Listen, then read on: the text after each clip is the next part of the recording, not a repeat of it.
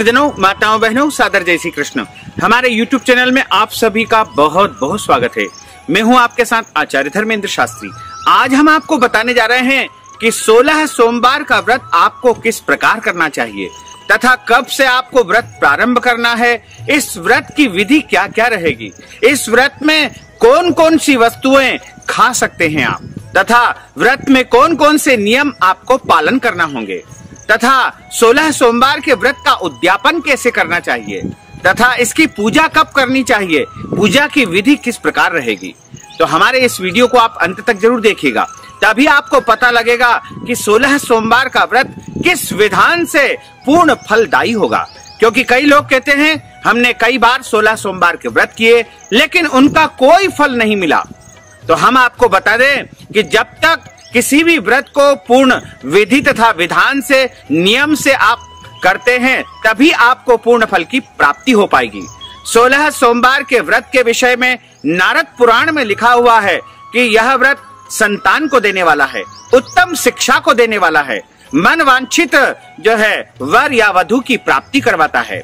इसके अलावा कार्य क्षेत्र में, कारोबार में, नौकरी में, व्यापार में, सभी जगह पारिवारिक रूप से, स्वास्थ्य की दृष्टि से, लक्ष्मी प्राप्ति के विषय में, अन्य सभी मनोकामनाओं को तत्काल पूर्ण यदि कोई करता है तो वह 16 सोमवार का व्रत करता है। 16 सोमवार की कलयुग में अत्यंत दिव्य महिमा है। कहा गया है कि जो महिला या पुरुष इस व्रत को पूरी श्रद्धा और भक्ति से करेंगे उनकी मनोकामनाएं निश्चित तौर पर पूर्ण हो जाएगी, इसमें कोई भी संशय नहीं है। लेकिन पूरी आस्था और श्रद्धा के साथ व्रत करेंगे तभी आपको पूर्ण फल की प्राप्ति हो पाएगी। तो यदि आप विचार कर रहे हैं कि इस बार 16 सोमवार का व्रत करना है तो आपको यह व्रत जो है श्रावण सोमवार से प्रारंभ करना चाहिए। यानी श्रावण के किसी भी सोमवार के दिन से आपको 16 सोमवार का व्रत प्रारंभ करना चाहिए।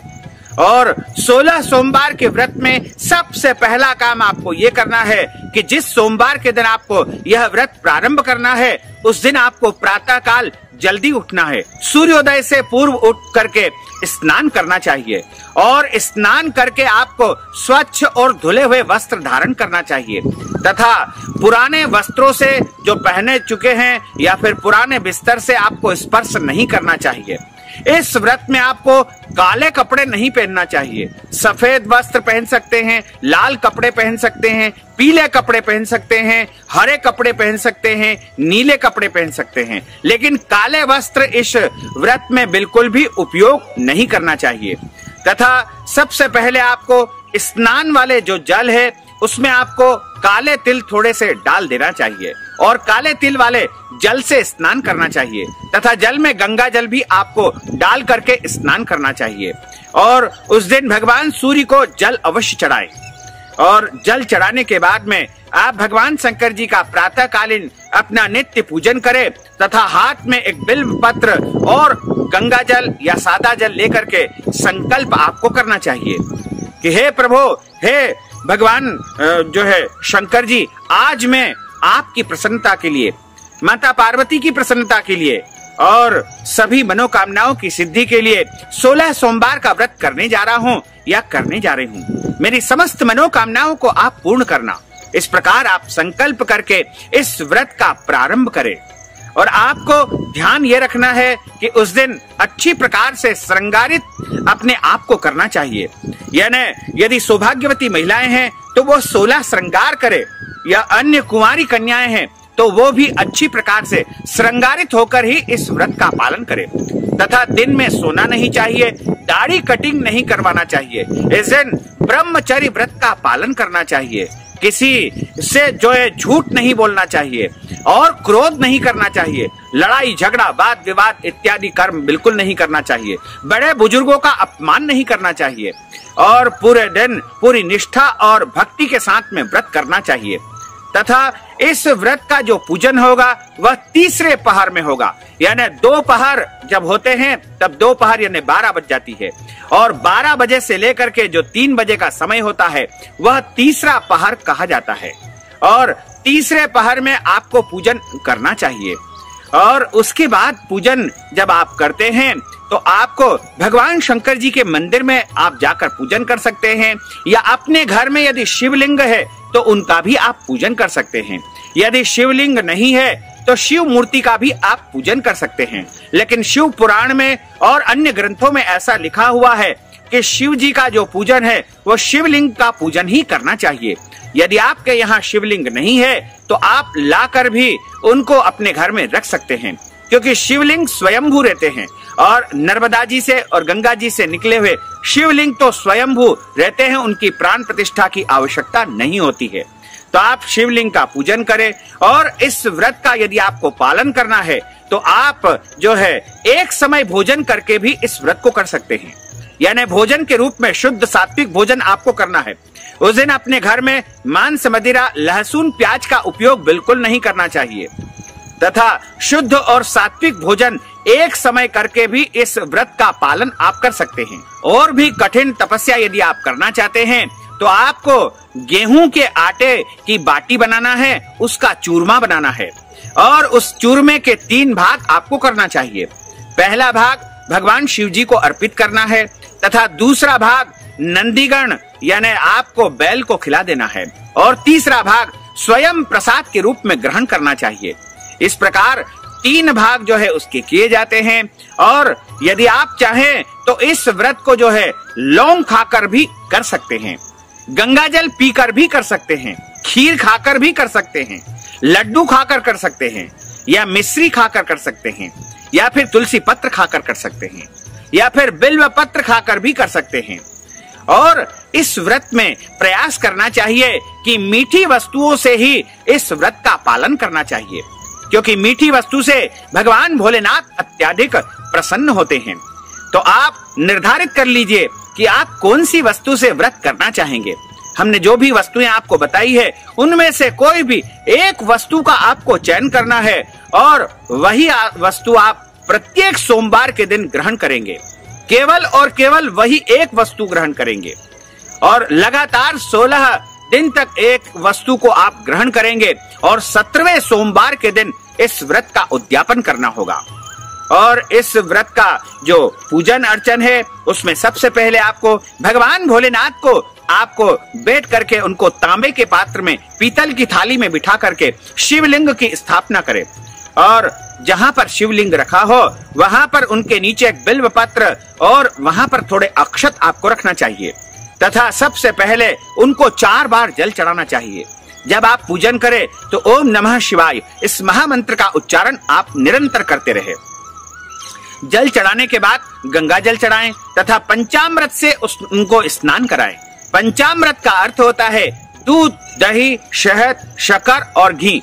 ये 5 चीजों से मिलकर के पंचामृत बनता है, और इसके अलावा उसमें गंगा जल और पंचमेवा भी डाल सकते हैं। उसके बाद आपको शुद्ध जल से उनको स्नान करवाना है, और उसके पश्चात आपको चंदन वाले जल से उनको स्नान कराना है, इत्र के जल से स्नान करवाना है, तथा भांग के जल से भी उनको स्नान कराना है, भस्म के जल से स्नान कराना है, और उसके पश्चात उनको वस्त्र यानी रक्त सूत्रम चढ़ाना चाहिए। कलावा जिसे कहा जाता है, मौली भी कहा जाता है। आप चाहें तो एक सफेद कपड़ा भी उनको चढ़ा सकते हैं।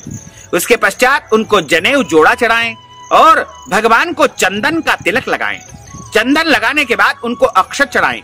अक्षत जो कि गीले करके चढ़ाना चाहिए, यानी पानी में भिगो करके अक्षत उनको चढ़ाना चाहिए। उसके बाद भगवान शंकर जी को पुष्प चढ़ाएं।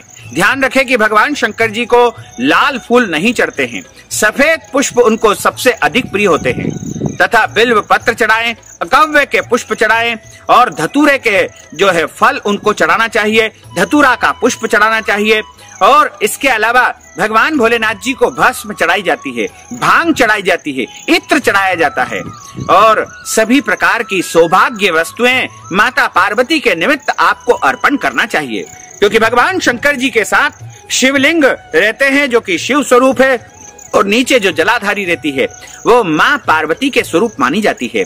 उनको सौभाग्य की वस्तुएं जैसे कंकु, अबीर, गुलाल, हल्दी, मेहंदी, सिंदूर और साड़ी, बिछिया, पायल ये वस्तुएं चढ़ाना चाहिए, तथा इसके पश्चात उनको धूप बत्ती दिखाएं, दीप दिखाएं, और उसके बाद हाथ धो लीजिएगा। हाथ धोने के बाद आपने जो भी भोजन उस दिन तैयार किया है या जिस वस्तु से आप इस व्रत को जो है करना चाहते हैं, वह वस्तु भगवान के सामने रख करके उस पे एक बिल्व पत्र रख करके नैवेद्यम लगाएं, यानी भोग लगाएं। उसके आसपास 3 बार जल आपको घुमाना चाहिए। उसके बाद उनको लौंग, इलायची, पान भी चढ़ाएं तथा भगवान शंकर जी के सामने एक नारियल रखें। नारियल को फोड़ना नहीं चाहिए। शंकर जी के सामने जो है आपको जो है सीधा का सीधा नारियल चढ़ा करके उस पे दक्षिणा रख देना चाहिए। उसके बाद भगवान के सामने ऋतु फल अर्पित करें। ऋतु फल में उस समय जो भी फल उपलब्ध है, जैसे आम चढ़ा सकते हैं, केला चढ़ा सकते हैं, अंगूर चढ़ा सकते हैं, सेव फल चढ़ा सकते हैं, पपीता चढ़ा सकते हैं, या जो भी फल उस समय उपलब्ध हो वो फल आप भगवान को अर्पित करें। उसके पश्चात भगवान से जो है आप प्रार्थना करें, दक्षिणा चढ़ाएं और भगवान से जो है क्षमा प्रार्थना करने के पश्चात उनकी आरती करें। आरती के पहले आपको कथा का श्रवण करना चाहिए। कथा जब आप श्रवण करें तो हाथ में बिल्व पत्र और पुष्प रख करके कथा श्रवण करना चाहिए। इस प्रकार जिस दिन आपने, जैसे एक सोमवार को आपने 3 बजे यदि आपने पूजन किया है तो प्रत्येक सोमवार को आपको 3 बजे ही पूजन करना चाहिए। एक निर्धारित समय पर ही आपको पूजन करना चाहिए, क्योंकि प्रत्येक सोमवार के दिन भोले बाबा आपका इंतजार करेंगे कि आप इस समय उनका पूजन अर्चन करेंगे। इसलिए आपको पहले सोमवार से ही पूजन का समय निर्धारित करना होगा। 3 बजे यानी 3 बजे, 4 बजे यानी 4 बजे, 5 बजे यानी 5 बजे, यानी प्रत्येक सोमवार को आपको एक ठीक समय पर भगवान का पूजन अर्चन करना चाहिए।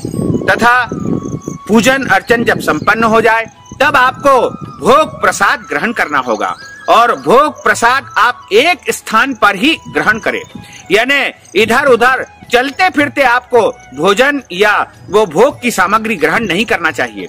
एक स्थान पर बैठकर ही आपको भोग प्रसाद ग्रहण करना चाहिए तथा नियम का पालन करते हुए पूरी निष्ठा के साथ में, पूरी श्रद्धा के साथ में आपको निरंतर 16 सोमवार का व्रत करना चाहिए। इस बीच में यदि माताओं बहनों को मासिक धर्म, पीरियड की कोई समस्या आती है तो ऐसे समय में वो व्रत तो करे लेकिन पूजन नहीं किया जाएगा।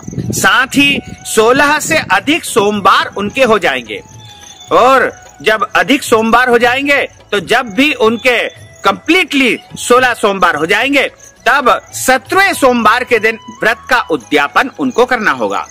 और इस व्रत के उद्यापन के दिन आपको किसी ब्राह्मण को बुला करके और विधि विधान से जो है सुंदर वेदी बनाना चाहिए, और उस दिन जो है यदि संभव हो तो आपको 16 जोड़ों को भोजन करवाना चाहिए।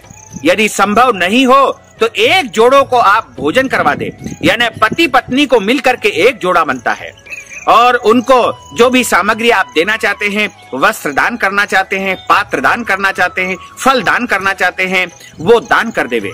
और यदि आप चाहते हैं कि 16 वस्तुओं का दान किया जाए तो आप जो है 16 मंदिर में भी अलग अलग सामग्री दान कर सकते हैं। इस व्रत के उद्यापन के विषय में जो है वैसे तो ब्राह्मण इसको विशेष विधि से संपन्न करा पाएंगे, लेकिन यदि आप को ब्राह्मण नहीं मिलते हैं तो आप अपने घर में कलश का स्थापन करें, गौरी गणेश का स्थापन करें तथा नवग्रह की स्थापना करके उनका विधिवत पूजन करें तथा हवन करें, और हवन करने के बाद कथा सुने और आरती करें। उसके बाद जोड़े को भोजन आप कराएं, उनको दान दक्षिणा प्रदान करें। इस प्रकार आपको निर्धारित समय पर पूजन अर्चन करना चाहिए और इस व्रत का पालन करना चाहिए। इस व्रत में यदि आप पूरी निष्ठा से करेंगे और नियम का पालन करते हुए इस व्रत को करेंगे तो निश्चय ही आपकी मनोकामना पूर्ण होगी और आपके जीवन में जो भी कष्ट है, संकट है, पीड़ा है, आदि है, व्याधि है, वो सब समाप्त हो जाएगी और आपके घर परिवार में सुख शांति समृद्धि का वास होगा, क्योंकि भोले बाबा 16 सोमवार के व्रत से अत्यधिक प्रसन्न होते हैं। जो भी कुंवारी कन्या 16 सोमवार का व्रत करती है उसको मनवांछित पति की प्राप्ति होती है, और जो विद्यार्थी 16 सोमवार का व्रत करता है उसकी उच्च शिक्षा जो है पूर्ण हो जाती है और शिक्षा में सर्वोत्तम स्थान प्राप्त होता है।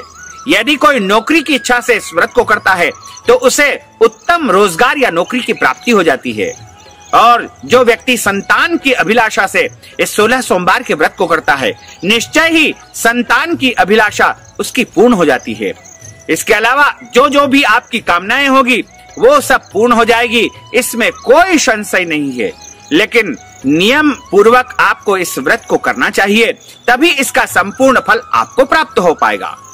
हम हमारे चैनल पर आपके लिए 16 सोमवार की कथा का एक वीडियो अलग से प्रस्तुत करेंगे, उसको आप जरूर सुनिएगा और उसको आप अपने पास संभाल कर सेव करके रखिएगा, ताकि प्रत्येक सोमवार को यदि आपके पास पुस्तक नहीं है तो उस वीडियो के माध्यम से भी आप जो है 16 सोमवार की कथा का श्रवण कर सकते हैं। तो भक्तजनों, माताओं, बहनों, हमने जो ज्ञानवर्धक जानकारी दी है उसको आप अधिक से अधिक लोगों को शेयर करिएगा, लाइक करिएगा, कमेंट करिएगा और यदि अभी तक आपने सब्सक्राइब नहीं किया है तो अभी और इसी समय सब्सक्राइब अवश्य कर लीजिए। आपको और आपके परिवार को सादर जय श्री कृष्ण, सादर धन्यवाद।